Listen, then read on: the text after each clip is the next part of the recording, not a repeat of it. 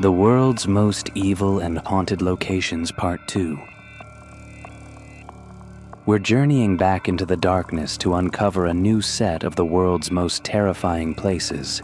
These locations aren't just spooky, they're infamous for claims of paranormal attacks on the living. Places where the veil between our world and the next feels like it's been torn wide open, leaving behind vengeful spirits, residual trauma, and intelligent entities that seem to actively harm anyone who dares to cross their path.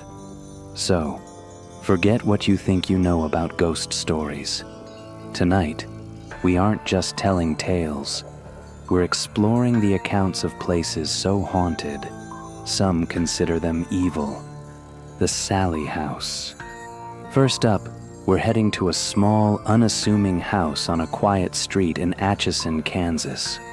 But don't let its simple facade fool you. Behind that door is a history of torment and violence that's earned it the title of one of America's most haunted homes. This is the Sallie House. Built in the late 1800s, it was the home and office of a local doctor. The story that gives the house its name is a tragic one. A 6-year-old girl named Sally was rushed to the house, suffering from what the doctor believed was appendicitis.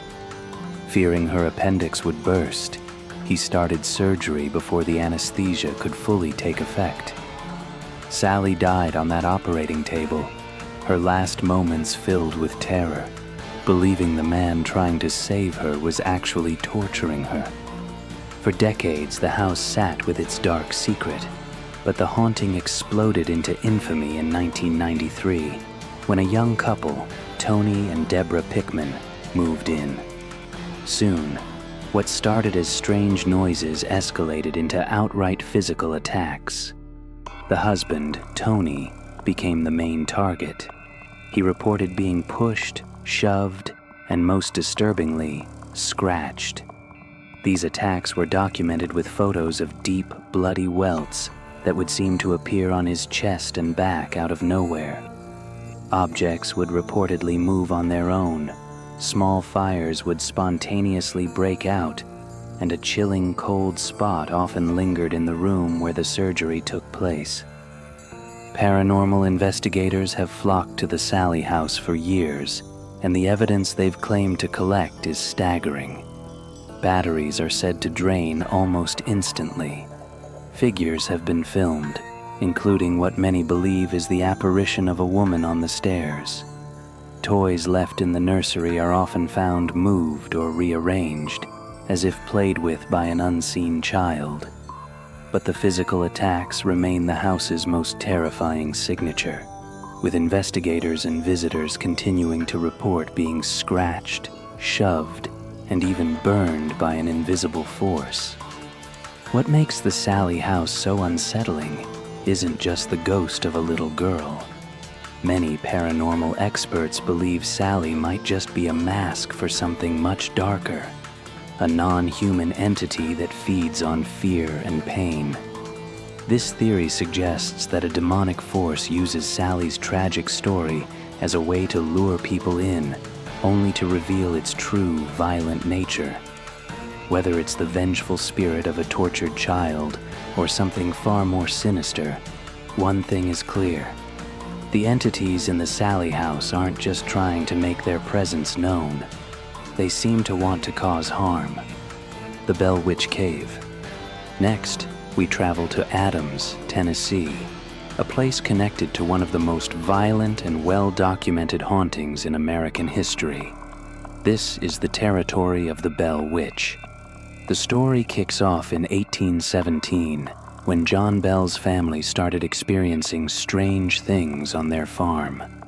It began with odd sounds, knocking, scratching, faint whispers, but it quickly spiraled into a full-on spiritual assault. The entity, which called itself the witch of a former neighbor, Kate Batts, seemed to focus its rage on two people, John Bell and his youngest daughter, Betsy. The family was tormented without mercy. The witch's disembodied voice would mock them, sing hymns, and even quote scripture. But then the attacks turned terrifyingly physical. The children claimed they were pulled from their beds, while Betsy was pinched, slapped, and had her hair pulled by an unseen force. The haunting became so famous that people traveled from all over to witness it, including future President Andrew Jackson. According to legend, his team of investigators was so terrified by the entity's power that they fled the farm in the middle of the night. The witch's hatred for John Bell was relentless. It cursed him and reportedly tormented him with visions and choking fits. The entity openly vowed to kill him, and in 1820, John Bell died after a violent illness. The Bell Witch immediately took credit for his death, sparking the legend that this is the only case in American history where a death was attributed to the supernatural. After he died, the spirit's activity quieted down, but it promised it would return. Today, the haunting is centered on a cave on the former Bell property. The Bell Witch Cave is considered a hotbed of paranormal energy, where the malevolent spirit is said to still reside. Visitors to the cave report hearing disembodied whispers, feeling cold spots, and being touched by unseen hands. Much like the Sally House, equipment malfunctions are common, and many have captured compelling audio recordings, or EVPs, of a voice believed to be the witch. Some people have even reported being scratched, a terrifying echo of the abuse the Bell family endured 2 centuries ago. The legend of the Bell Witch isn't just a ghost story. It's a historic account of a spirit with the reported power and intent to cause fatal harm. The accounts from these locations are chilling, a stark reminder that some things in this world are not easily explained. If you're fascinated by these dark histories and want to join more investigations into the unknown, take a moment to subscribe and hit that notification bell. You won't want to miss where the darkness takes us next. The Villisca Axe Murder House. For our final stop, we're going to a place where a single night of horrific violence left a stain so deep, it feels like it's still bleeding into the present. We're heading to Villisca, Iowa, to the site of an unsolved crime known simply as the Villisca Axe Murder House. On the morning of June 10th, 1912, the small town of Villisca woke up to an absolute nightmare. The entire Moore family, Josiah and Sarah, their 4 young children, and 2 visiting friends, Lena and Ina Stillinger, were all found bludgeoned to death in their beds. All 8 victims, 6 of whom were children, were killed with an axe as they slept. The crime scene was deeply bizarre. The killer had covered the mirrors and the glass in the doors with cloth. The murder weapon was found in the guest room where the 2 Stillinger girls' bodies were. Despite a massive investigation, the killer was never identified, and the case remains one of America's most infamous cold cases. Almost immediately, the house earned a reputation for being haunted. Families who tried to live there after the murders never stayed long, reporting a powerful sense of dread and a string of unexplained events. Today, the house stands as a historical site and a destination for paranormal investigators, and the activity reported there is profoundly disturbing. Visitors on daytime tours claim to be overcome with sudden, inexplicable rage or deep sadness.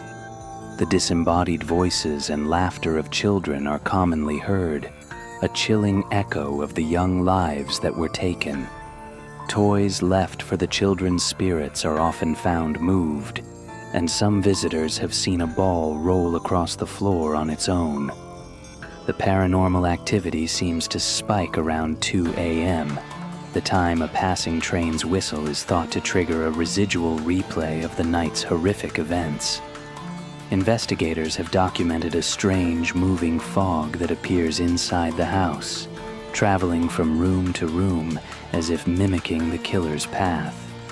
Shadow figures are frequently seen, especially near the attic where one theory suggests the killer hid, waiting for the family to fall asleep.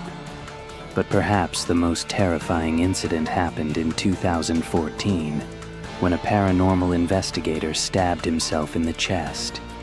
He claims he was provoking the spirits when he saw a flash of light. His next memory was waking up in a hospital with no idea how he got the wound. While it's not definitive proof, this deeply disturbing and unexplained event suggests that whatever dark energy visited the house in 1912 may have never truly left. From the violent scratches reported at the Sally house to the historical torment of the Bell Witch and the residual slaughter in Villisca, these locations are more than just haunted. They are sites of deeply unsettling paranormal claims, places where the spirits are not at peace. They seem angry, violent, and they interact with our world in the most terrifying ways imaginable. We've explored the history, the eyewitness accounts, and the claims of physical harm. The question isn't really if these places are haunted, but rather what dark energy truly resides there. So, which of these locations do you think is the most evil? The house with the violent scratching entity? The cave of the legendary Bell Witch? Or the home forever stained by an unsolved massacre? Let me know your thoughts in the comments below. And if you have the courage, be sure to subscribe and check out our first journey into the world's most evil and haunted locations. Until next time, be careful what doors you open in the dark. Thank you for watching Fear Files Real Nightmares. Until next time, keep your lights on and your doors locked.